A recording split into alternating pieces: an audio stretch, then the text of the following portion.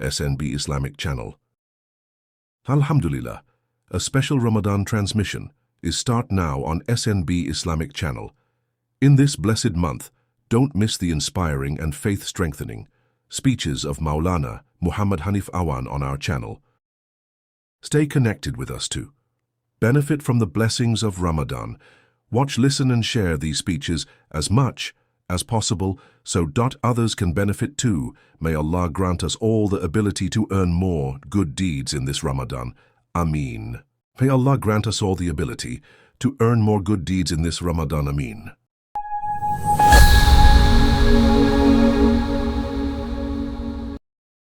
بسمillahirrahmanirrahim. آپ حضرات کے سامنے 24ویں پارے کا خلاصہ بیان کیا جائے گا. اس کے مضامین کی جو چند جھلکیاں ہیں. نمبر 1، قرآن دنیا کے سارے انسانوں کو 2 گروہ میں تقسیم کرتا ہے. ایک گروہ کافروں کا ہے جو اللہ پر جھوٹ بولتے ہیں اور قرآن اور رسول صلی اللہ علیہ وسلم کو جھٹلاتے ہیں. ان کا ٹھکانہ جہنم ہے. اور دوسرا گروہ انبیاء اور ان کی اتباع کرنے والوں کا ہے. ان کی جزا جنت ہے. آگے اللہ تبارک و تعالی بندوں پر خصوصی رحمت اور اپنے فضل اور احسان کا ذکر فرما رہے ہیں. وہ یہ کہ اللہ غلطی کرنے والوں کو، مجرموں کو اور کافروں کے لیے رحمت اور توبہ کا دروازہ کھلا رکھتے ہیں اور انہیں خود توبہ اور رجوع الی اللہ کی دعوت دیتے رہتے ہیں. اللہ تبارک و تعالیٰ کو گناہگاروں کو مایوس نہیں کرتا، بلکہ ان کے دلوں میں امید کا چراغ روشن رکھتا ہے. اللہ تبارک و تعالیٰ نے اپنے نبی کو حکم دیا کہ آپ فرما دیجئے، اے میرے بندو، جنہوں نے اپنے اوپر زیادتی کی ہے، تم اللہ کی رحمت سے مایوس نہ ہو جاؤ. بے شک اللہ سارے گناہ معاف کر دے گا. یقیناً وہ بے حد بخشنے والا، انتہائی مہربان ہے. آگے اللہ فرماتے ہیں، تم اپنے رب کی طرف رجوع کرو، اللہ کے سامنے جھک جاؤ، اس سے پہلے کہ تم پر عذاب نازل ہو جائے، پھر تمہاری مدد نہیں کی جا سکے.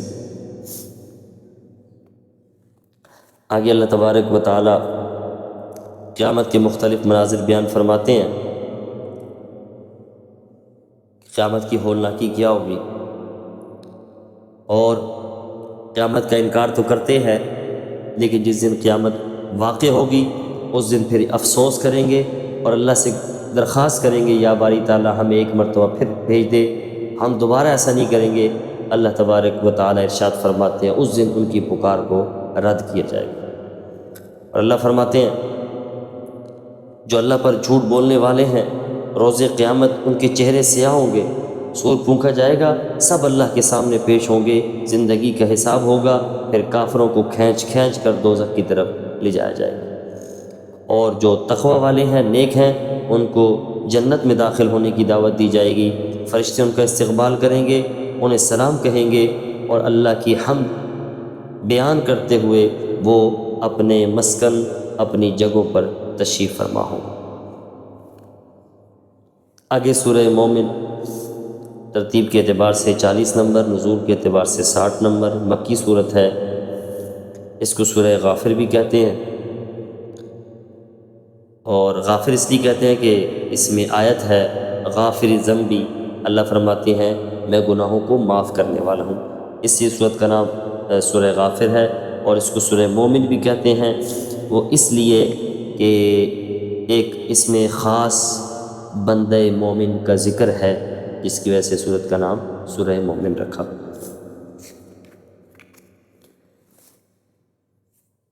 اس کے آغاز میں اللہ تبارک و تعالی ارشاد فرماتے ہیں قرآن رسول اللہ صلی اللہ علیہ وسلم کا دائمی معجزہ ہے. اتنی صدیاں گزر گئیں، اس کے باوجود آج قرآن من و عن اسی طرح موجود. یہ حضور علیہ السلام کی نبوت کی صداقت کی گواہی دے رہا ہے،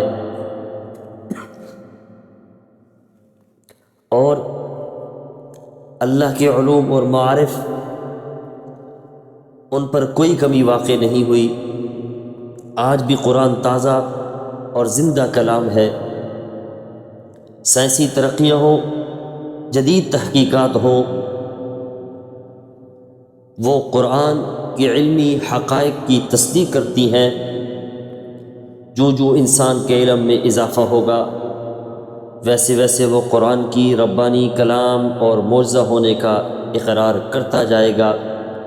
شرط بس یہ ہے کہ اسے قلب سلیم عطا ہوا ہو اور وہ تعصب اور حسد اور بغض سے پاک ہو۔ بعد میں اللہ تبارک و تعالی اپنی 4 صفات بیان فرما رہے ہیں۔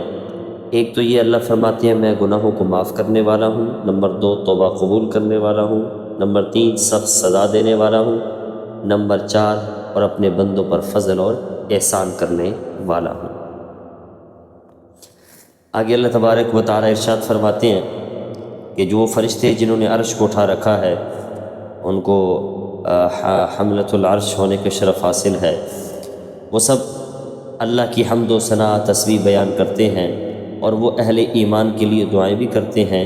وہ کہتے ہیں ہمارے رب تیری رحمت اور علم ہر چیز کو اپنے احاطہ میں لیے ہوئے ہے، بس تو مغفرت فرما دے ان لوگوں کی جو توبہ کرتے ہیں اور تیرے راستے کی پیروی کرتے ہیں۔ اور دعا کرتے ہیں فرشتے یا اللہ انہیں دوزخ کے عذاب سے بچا لے، اے ہمارے رب تو انہیں بھی ان دائمی باغات میں داخل فرما دے جن کا تو نے ان سے وعدہ کر رکھا ہے، اور ان کے آباء و اجداد، ان کی بیویوں میں، ان کی اولادوں میں جو نیک ہیں انہیں بھی داخل فرما دے، بے شک تو ہی حکمت والا اور غالب ہے۔ کہ اللہ ان کو عذابوں سے بچا، جسے تو نے اس دن عذابوں سے بچا لیا، بے شک تو نے اس پر مہربانی فرمائی اور یہی بڑی کامیابی ہے۔ آگے اللہ تبارک و تعالی ارشاد فرماتے ہیں کہ کفار اور مشرکین کا حال یہ ہوگا کہ جب ان کو بھڑکتی ہوئی آگ میں داخل کیا جائے گا، وہ اپنے برے اعمال کا انجام دیکھ لیں گے تو وہ ان سے اپنے آپ سے ان کو سخت نفرت شروع ہو جائے گی، اور اپنے آپ کو برا بھلا کہتے ہوئے معذرت پیش کریں گے اور عاجزی اور انکساری کریں گے۔ وہ لوگ جو دنیا کے اندر فرعونیت کے دعوے دار تھے، اس دن وہ درخواست کریں گے عاجزی اور انکساری کے ساتھ کہ اللہ تو ہمیں ایک مرتبہ نکال دے، لیکن جہنم کے دروغے ان سے کہیں گے جس طرح آج عذاب کی شدت دیکھنے کے بعد تم اپنے آپ سے نفرت کا اظہار کر رہے ہو، اس سے کہیں زیادہ نفرت اللہ تعالیٰ اس وقت تم سے کرتا تھا جب تمہیں ایمان کی دعوت دی جاتی تھی، لیکن تم تکبر اور سرکشی کرتے ہوئے کفر کرتے تھے اور ایمان قبول کرنے سے انکار کر دیتے تھے۔ آگے اللہ تبارک و تعالی اس بندہ مومن کا ذکر فرما رہے ہیں۔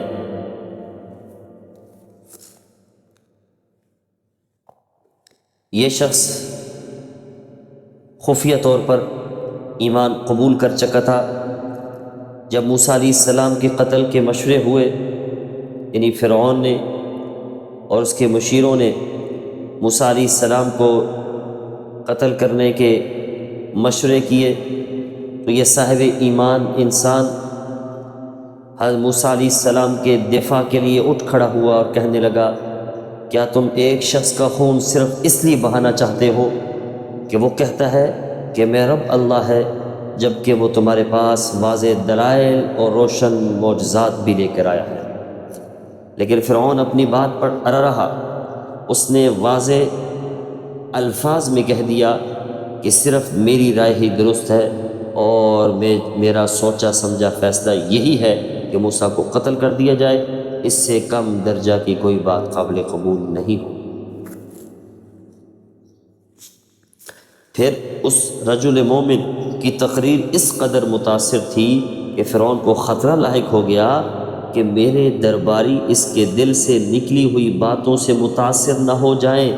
اس نے پہلے تو اپنا پکا فیصلہ سنا دیا کہ موسیٰ اور ہارون دونوں کو ان کے وجود کو برداشت نہیں کیا جائے گا۔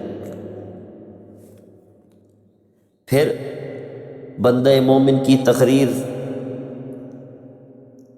اس کو مذاق میں اڑاتے ہوئے اپنے حامان کو کہنے لگا کہ تو میرے لیے ایک بلند و بالا عمارت تعمیر کر تاکہ میں دیکھوں تو صحیح کہ موسیٰ علیہ السلام کا خدا کہاں ہے۔ یاد رکھیے یہی چلاک لوگوں کا وتیرہ ہوتا ہے کہ وہ کبھی تو دھمکی کی زبان استعمال کرتے ہیں اور کبھی مخالف کی رائے کو مزاح کا نشانہ بنا کر اس کی اہمیت لوگوں کی نظروں سے گرا دیتے ہیں۔ یاد رکھیے فرعون کے مزاح کے باوجود بندہ مومن نے اپنا بیان جاری رکھا، لیکن ظاہر ہے کہ فرعون نہ تو خود ایمان پر آمادہ ہوا اور نہ ہی جو آس پاس اس کے تھے ان کو اس طرف آنے دیا۔ نتیجہ یہ نکلا کہ جب اللہ کا عذاب آیا تو وہ اللہ کا بندہ یعنی بندہ مومن عذاب سے بچ گیا، اور باقی جو فرعون کے ساتھی تھے وہ سارے کے سارے فرعون سمیت عذاب کے لپیٹ میں آ گئے۔ یہ عذاب قبر میں بھی ان کا پیچھا نہیں چھوڑے گا اور صبح شام ان پر پیش کیا جاتا رہے گا، اور آخرت میں تو انہیں شدید ترین عذاب کا سامنا کرنا پڑے گا۔ یہ قرآن کی آیت ہے، قرآن کا فیصلہ ہے۔ آگے اللہ تبارک و تعالی اپنی قدرت کے دلائل بیان فرماتے ہیں۔ اللہ فرماتے ہیں اللہ نے سکون کے لیے رات کو پیدا کیا، دیکھنے اور روزی کمانے کے لیے دن کو بنایا، زمین کو سکون اور قرار کا ذریعہ بنایا اور آسمان کو چھت بنایا، حسین صورتوں سے نوازا اور رزق کے طور پر پاکیزہ چیزیں اللہ نے عطا فرمائی۔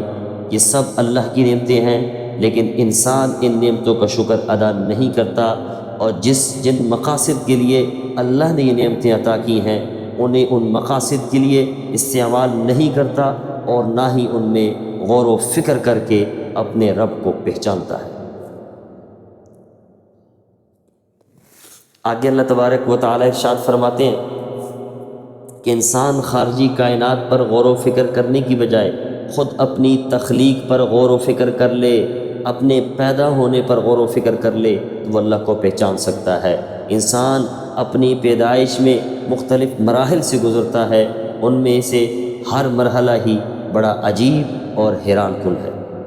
نمبر 1، بے جان مٹی سے انسان کی ابتدا ہوتی ہے، پھر نطفہ، پھر جمع ہوا خون، پھر گوشت کی بوٹی، پھر ہڈیاں، پھر ڈھانچہ، پھر جان، پھر عقل، پھر کان، پھر آنکھیں، پورے جسم میں ہزاروں میل لمبی پھیلی ہوئی رگوں کا جال، پھر خون کی گردش، دل کی حرکت، 360 جوڑ، پھر پیدا ہونے کے بعد بے حد کمزور، عاجز، نہ طاقت گفتار یعنی نہ بولنے کی طاقت، نہ تمیز کرنے کی، اچھے اور برے میں تمیز کرنے کی طاقت، پھر اللہ اسے عقل اور فہم عطا کرتا ہے، پھر قوت ادراک عطا کرتا ہے، بچپن کے بعد جوانی کی حدود میں قدم رکھتا ہے، پھر بڑھاپا اسے آ لیتا ہے اور انسان ویسے ہی ہو جاتا ہے جیسے بچپن میں تھا۔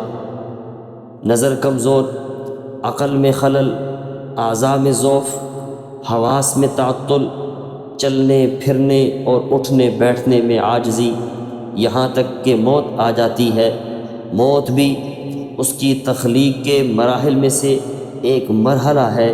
موت کے بعد پھر دوبارہ زندگی دی جائے گی تاکہ اس کی پیدائش کے بقیہ مراحل کی بھی تکمیل ہو جائے۔ آگے اللہ تبارک و تعالی ارشاد فرماتے ہیں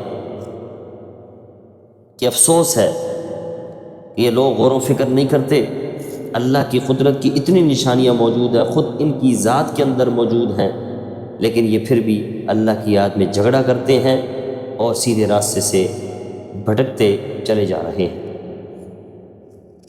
اور اللہ فرماتے ہیں افسوس یہ ہے کہ جب انہوں نے اللہ کا عذاب اپنے سر کی آنکھوں سے دیکھ لیا تو اب ان کو توحید کا اقرار کرنا چاہیے تھا اور بت پرستی سے بیزاری کا اعلان کرنا چاہیے تھا، لیکن الٹا وہ عذاب کا مشاہدہ کر لینے کے بعد تکبر کرتے ہیں اور ایمان قبول نہیں کرتے۔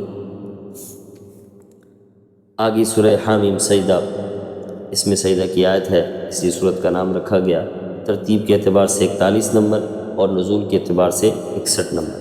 اس صورت کا نام سورہ فصلت بھی ہے، اس لیے کہ آیت نمبر 3 میں ہے کتاب فصلت آیات، یہ ایسی کتاب ہے جس کے معنی، مضامین، مقاصد، نصیحتیں، احکام اور مثالیں، وعدے اور وعیدے اور قصص سب بالکل واضح ہے، اس میں کسی قسم کا کوئی ابہام اور کوئی اخفاء نہیں ہے، اس لیے صورت کا نام سورہ فصلت رکھا گیا۔ اس کے آغاز میں اللہ تبارک و تعالی ارشاد فرماتے ہیں کہ یہ کتاب اس ہستی کی طرف سے نازل کی گئی ہے جو ذات بے حد مہربان ہے اور انتہائی رحم کرنے والی ہے۔ آگے اللہ تبارک و تعالی ارشاد فرماتے ہیں افسوس یہ ہے کہ قرآن کی آیات واضح، قرآن کی مثالیں بالکل واضح، قرآن کے قصص اور نصیحتیں بالکل واضح، قرآن کے معنی اور مضامین بالکل واضح، لیکن افسوس یہ کہ بدبخت لوگ پھر بھی اعراض کرتے ہیں اور اپنے آپ کو خود ہی اندھوں اور بہروں میں شمار کر رہے ہیں۔ وہ خود کہتے ہیں ہمارے دلوں پر پردے پڑے ہوئے ہیں، کانوں میں ڈانٹ ہیں۔ وہ خود کہتے ہیں اے نبی ہمارے اور تمہارے درمیان پردے حائل ہیں، اس لیے ہم تمہاری دعوت نہ سمجھ سکتے ہیں، نہ سن سکتے ہیں، نہ ہی تجھے دیکھ پاتے ہیں۔ آگے رسول اللہ صلی اللہ علیہ وسلم کو کہا گیا کہ آپ ان سے کہہ دیں کہ میں کوئی فرشتہ یا دوسری مخلوق ہونے کا دعویٰ نہیں کرتا، بلکہ میں انسانی تقاضے اور ضروریات رکھنے والا تمہارا جیسا انسان ہوں، لیکن اللہ تبارک و تعالی نے مجھے وحی اور رسالت کے ذریعے تم سے امتیاز بخشا ہے، تم سے اللہ نے مجھے ممتاز کر دیا ہے۔ آگے اللہ تبارک و تعالی ارشاد فرماتے ہیں قوم سمود، قوم عاد، اللہ نے ان کو حیرت انگیز جسمانی قوت عطا کر رکھی تھی۔